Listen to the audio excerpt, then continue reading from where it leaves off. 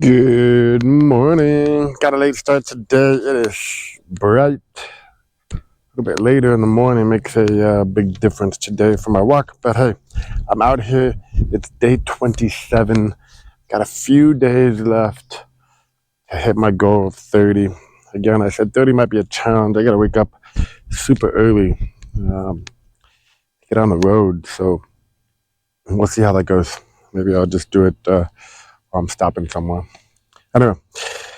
The greatest glory in living lies not in never failing, but in rising every time we fall. And, there's so many great quotes about that. It's not about how much you fall, it's about how many times you get back up. There is not, if you really truly think about it, that is the ultimate thing for success, because if you need to, you have to fail. You have to fail. There's nobody perfect in the world. There's nobody that knows things in the world.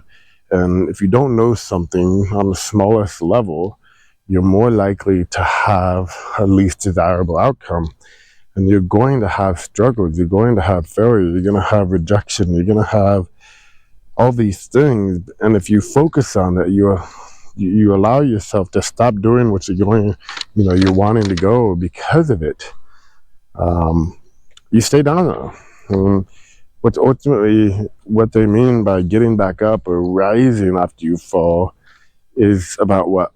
It is about learning. It's about adjusting, about continuously moving forward. And that's how you get ahead. That's how you learn. That's how you grow. That's how you achieve things. And that's how you experience, more in life. You fall, you get back up, you keep going. You don't sit there, you don't dwell on it. You don't, maybe you need to go backwards a little bit before you go forward. But everybody is different in this aspect. And so many people are not doing things that they should be doing today because they're telling themselves what? They're telling themselves they're not good enough. They're telling themselves I don't know how to do it. They're telling themselves, they're preventing themselves from even trying. And if they would just simply do that, try, no matter the rejection, no matter the failure, no matter anything, who knows where they would be? They'd probably be where they might want to be today, right? So let's talk about health fitness. Again, this is one we've already talked about a little bit, but goal settings, goals, little achievements. How can goals and little achievements really set yourself up for success? And it's kind of almost mandatory for many people. People need those little wins. People need those little achievements. People need those little good feelings, things that they could cross off on their calendar, things that they could cross off on their daily notes. I'm a big one of that. I have to make, notes. If I feel like I don't have anything or can't see anything, sometimes I get in my head and I'm just like, what am I thinking about? What am I doing? I don't know anything. I don't know nothing. What am I talking about? What am I this? And so I look at some of the big things I have on there. It's like, that's too difficult. I only got a few minutes. So I just pull out my phone and scroll on social media. I shouldn't be doing that. I should be getting some work done. I should be doing the dishes. I should be doing this. I should be doing that. So creating little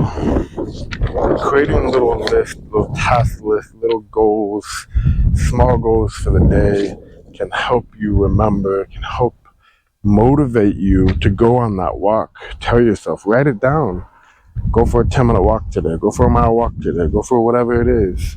Go work out. Go play tennis. Go, even setting up, like text someone that maybe they'll want to go play pickleball with me tomorrow or something. Set up a thing. Goals for the week. I feel like goals for the week, goals for the month. If you're not in a good habit, it's more difficult to achieve them. So you could set up goals like, all right, I'm going to go to the gym 10 times. And you might get motivated for 3-4 days and you might just not check it off anymore and it's just not relevant. It's much easier to just set up daily habitual goals that don't take too long and get in the mindset of, I gotta check it off, I gotta get it done, I gotta do it, you know? So yes, you can set up the big goals, but set up daily goals that are going to help you achieve overall what that big goal might be, you know?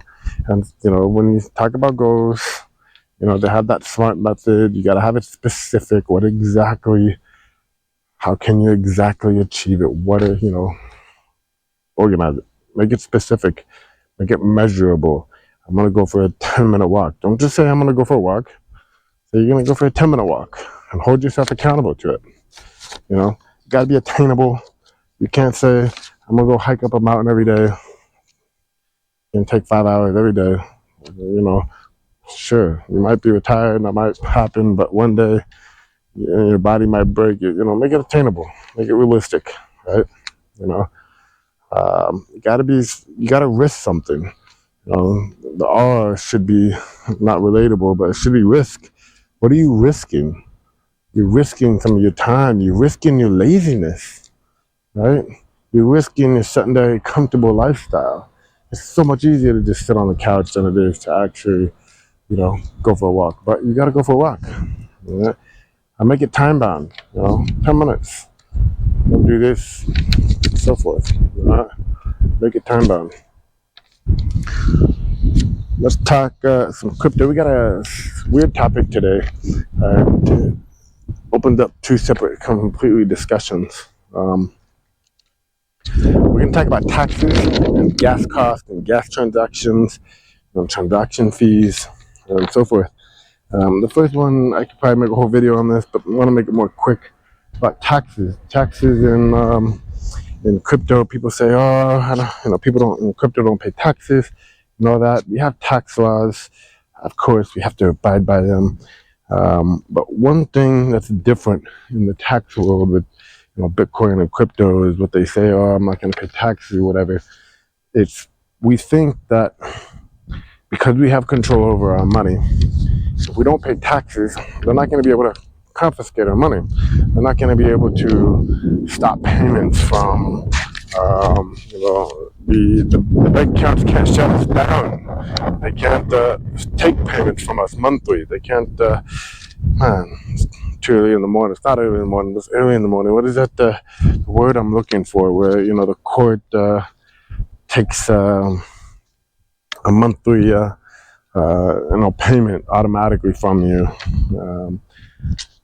Anyway, but they can't do that with crypto because they don't have control over it. They don't have access to it. They can't really put any type of blocks on anybody sending you money. The thing is, pretty dumb to not pay taxes because you still live in the country. You don't pay taxes. Yeah, they can't get your money, but they'll come raid your house. They'll come throw you in jail, right? So it should be abiding by the tax laws, of course. But some people think that just because the government can't touch your money doesn't mean that they're going to be able to touch you. Anyway, the cool thing about crypto is that taxes will become irrelevant because we have smart contracts, we have fees and transaction fees built in within these transactions, especially with certain tokens and certain things. We're not really talking about Bitcoin here, we're talking about more crypto. But a central bank, the technology will be more so.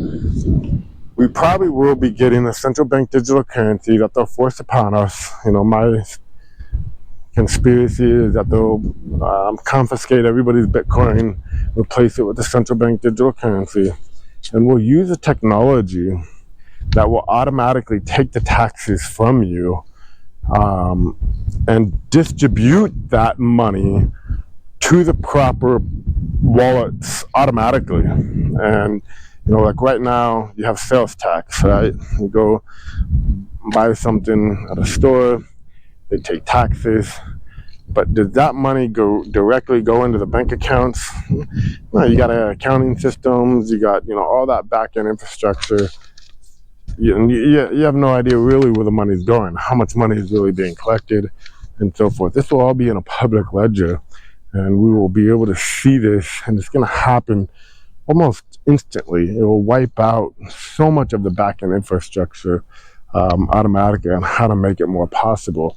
And the thing is, it's all transparent. We can all see it in a public ledger and verify it, see where the funds are going, see how the money is being spent, and so forth. That's something that we really don't have too much today. Do you know where your money is really going? Where's our money being spent? We have ledgers, we have debt estimates, but it's not true. It's not that, But the technology of crypto, we have the ability to have things more automatic. We won't even notice it. We send this person this amount of money, we buy this. It's almost just like today. It's just the back-end infrastructure is going to be way, way different in a transparent way where we can hold our representatives. We don't even need representatives, right? Because we have the technology to vote on things ourselves instantly. We have the infrastructure to hold all this. But, we can hold our representatives accountable with money, because now we can track it, we can trace it, we can see how much they're collecting, and so forth. So that's the cool part about, smart contracts and cryptocurrency and blockchain is that ability, even though some might agree that taxes are all a scam. Nobody should be getting taxes for anything, but we'll see.